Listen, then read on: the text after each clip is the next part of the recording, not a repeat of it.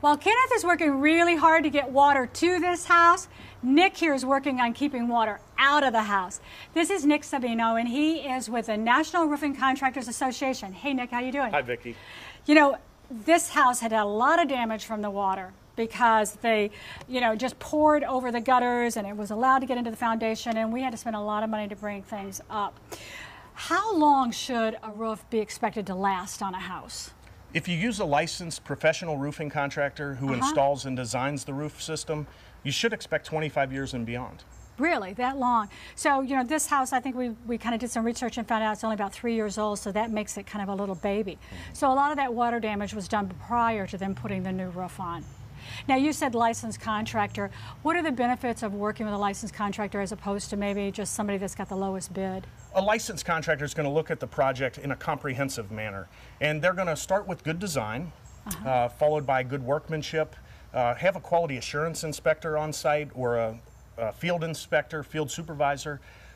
They're going to offer maintenance programs or service programs for a roof system. Most roofs need to be maintained. And then finally, you want your roofing contractor to be able to warrant the roof. You want them to be accessible. How important is insulation and venting in that attic where the roof is concerned? It's very important. In the summertime, an unventilated attic could reach 160 degrees. Wow. Whereas a ventilated attic might be 105 degrees. So it's really going to increase the longevity of that roof system by minimizing the effects of expansion and contraction on the roof if it's well ventilated.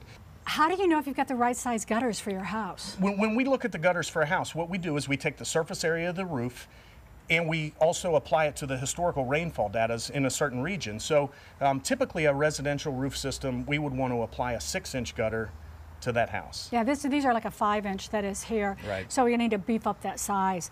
Okay, the other thing that I want to know is about the downspouts.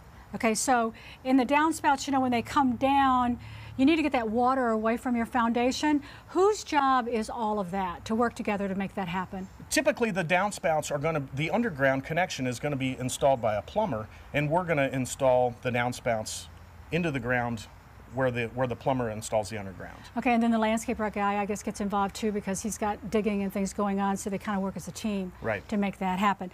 Okay, what are some signs that your roof is gonna fail? I don't see any spots on my family room ceiling, so I think I've got a good roof, but are there some signs? There sure are. If you look at a roof, you want to make sure the shingles are laying flat. If the shingles are starting to curl, it could be a sign that they're aging. Okay. Also, granules in your gutters.